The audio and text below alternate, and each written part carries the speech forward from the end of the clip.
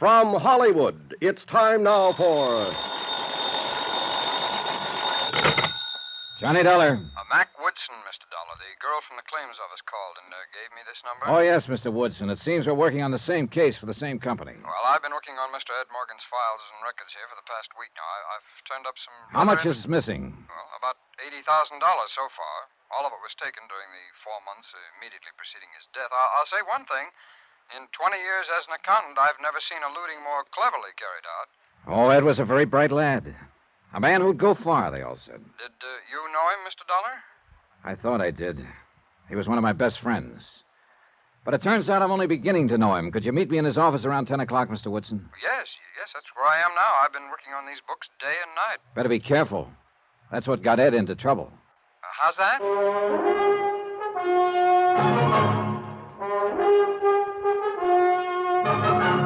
Tonight, and every weekday night, Bob Bailey in the transcribed adventures of the man with the action-packed expense account, America's fabulous freelance insurance investigator. Yours truly, Johnny Dollar.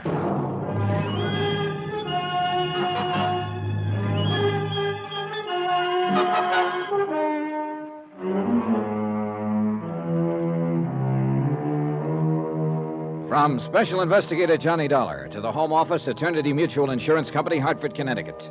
Assignment, The Confidential Matter. Location, San Francisco. Expense account continued. Item 4, $1, 1 martini. Item 5, $1, 1 tip to the bartender who stirred the martini. All in the house that Jack built. I don't know who built it, actually, but it took Jack to live in it.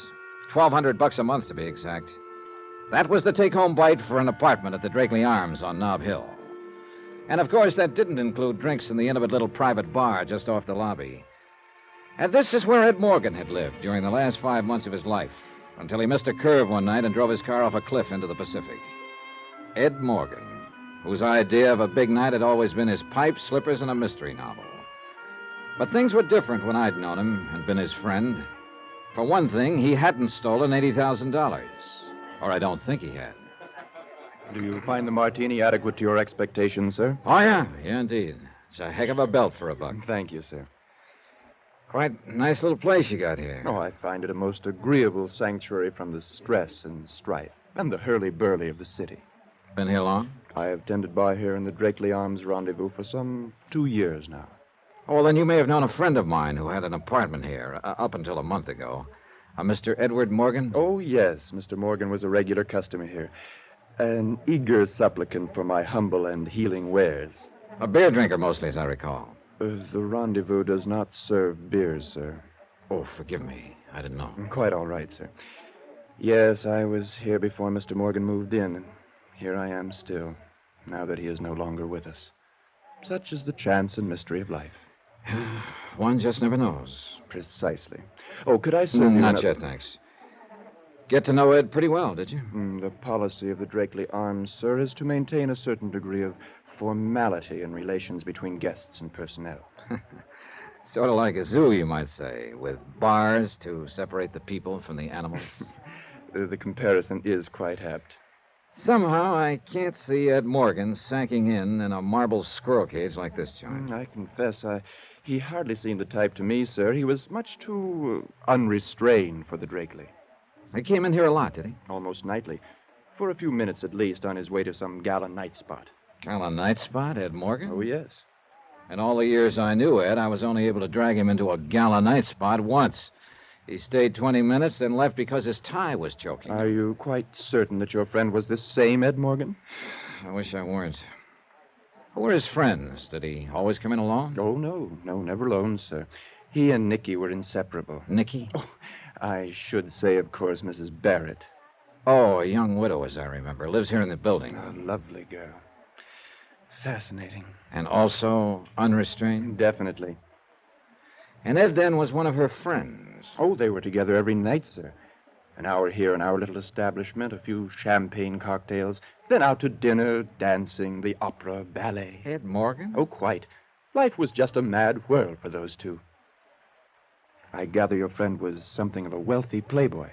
He was a claims adjuster for an insurance company. Then how could he possibly live in the fashion he did? If I told you, you'd flip. I beg your pardon? Tell me something. Was Ed in here on the night he was killed? Oh, yes. He left here about 9, as I recall. And a few hours later, he was dead. How did this Nikki take it? Pretty broken up, was she? She is a woman of very strong character. Oh, in other words, she didn't bat an eye. Well, I Look, wouldn't... that night Ed was killed, did he leave here alone? No, sir. He was alone when he went off the cliff. Not when he left here, though. Nicky was with him. Item 6, $2.40, taxi to the Telegraph Hill apartment of Lisa Duval. Lisa had been Ed Morgan's secretary for about 4 years. But it seemed Miss Mousy Business at the office was Miss North Beach Bohemia at home. Italian slacks and halter, cushions on the floor, and naturally a view of the Bay Bridge from a corner window. We sat on the floor, naturally, and drank Chianti from a half-gallon jug, while a record player moaned agonizedly under the gouging of its needle. Bartok, I gathered, was now last year's kick. This was progressive jazz. Maybe it seems a little affected to you, Mr. Dollar. The way I dress and live in private life, as you might say. Why so? Everybody's got a right to salt his own dish of porridge the way he likes it. Well, I've done this deliberately, I guess, as a sort of antidote for the insurance business. Has it been that bad? Not bad. Boring. Oh, not your end of it, of course. Investigation work must be exciting. Yeah, scream a minute, day and night. But just keeping records, filing papers week after week. I used to stare out of the office window at the ships in the harbor and think about stowing away on one. But of course, I didn't have the nerve. Too bad. The cruise would have been delirious. I thought of quitting several times. I guess I stayed because of Ed, Mr. Morgan. Oh? He was always so wonderful to work for, so lenient and understanding. Up until the last few months, at least. What about those last few months, Lisa? What came over him? I don't know. He was different, that's all. As though he were tense and nervous, under pressure. Any idea where the pressures came from? He didn't confide in me, Mr. Dollar. What were your personal relations between the two of you during the years you worked for him? What do you mean? Well, I mean, were you friendly, formal, strictly business? Friendly, I think, would cover it best. Did you see each other outside of office hours? Occasionally.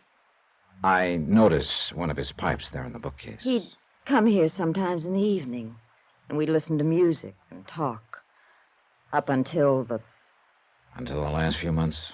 It wasn't that we stopped being friends, Mr. Dollar. He was just different, that's all. Tense, under pressure. That's about the only way I can describe it. But you don't know why he was that way. Well, looking back, I suppose it was because of the money. If he really did take it. I just can't believe it. Ed wasn't that kind of a man. He was gentle and honest. At least until... Until the last few months. Yes. Or were you going to say, until she came along? How did you... Lisa, Yes. how long have you been in love with Ed? Ever since I started to work for him. But he never knew it. He couldn't even see me. I'm sorry, Lisa. I'm sorry for you, too, Mr. Dollar. I know how close you and Ed were. And I know how you must feel being called in and having... Forget it. It's a job, that's all. Sure, just a job. So is major surgery. This woman he was going around with, Nikki Barrett, did you ever meet her? I met her. What did you think? What's the difference? I was prejudiced. I'll allow for that. In the old days, they used to believe in witches, vampires. Some of them were very beautiful, and they'd lure a man on, and then destroy him. And you think she did something like that to Ed? Oh, you weren't out this way during the time he knew her. You weren't around him to see how he'd changed. No. Oddly enough, the one time I was through here about 3 months ago, Ed was unexpectedly called away on business. He wasn't called away. He was avoiding you. He knew he was getting in too deep. How'd he meet her? She came to the office with a life insurance claim. $50,000. Her husband had just died. I knew her type from the minute she walked in. The grieving widow, all in black, and looking like a Powers model. and he just melted down and laid his head under her foot. That was the start of it. Why'd she come to him? Unless she had a disputed claim. There was a double indemnity clause. Her husband had been killed in an accident. Her husband, too, huh? What do you mean? Ed Morgan died in an accident. Remember?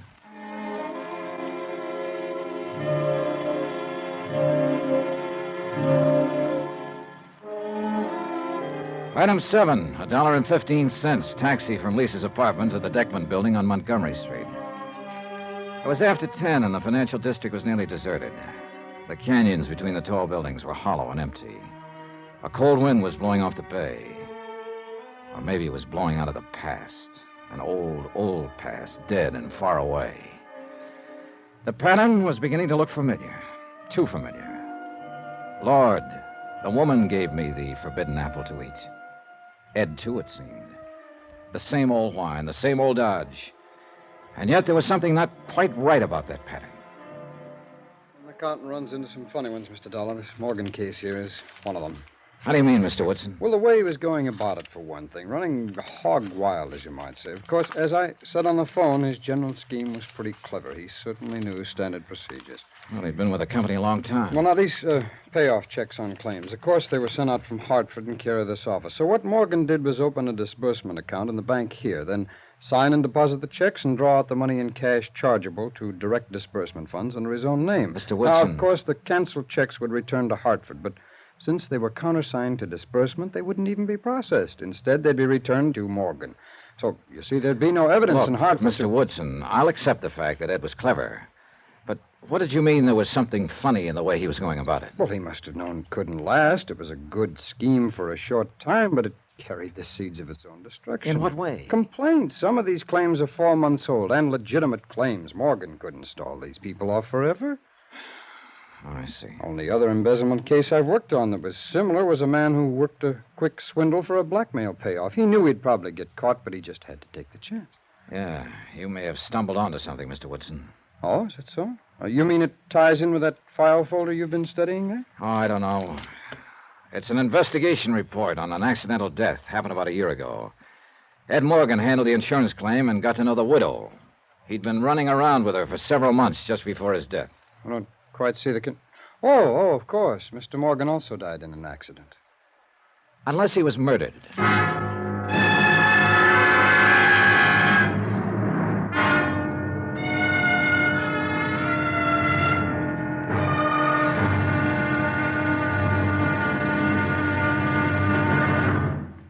Now, here is our star to tell you about tomorrow's episode of this week's story. Tomorrow, $80,000 and a beautiful girl, both missing. Then one of the two is found and a bombshell explodes. Join us, won't you? Yours truly, Johnny Dollar.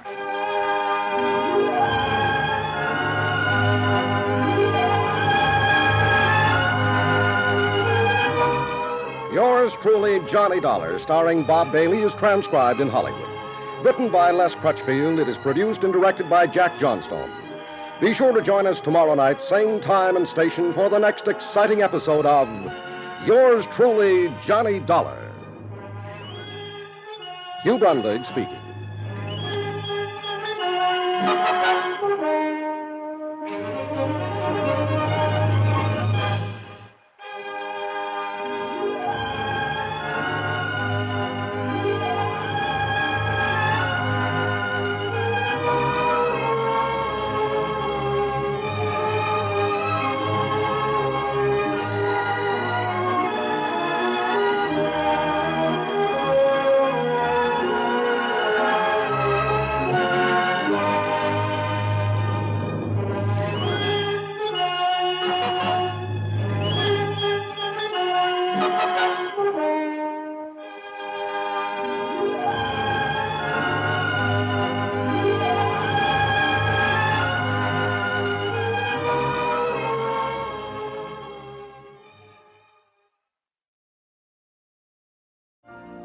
You've been listening to the OTR Gold Network. Find more classic radio at otrgold.com.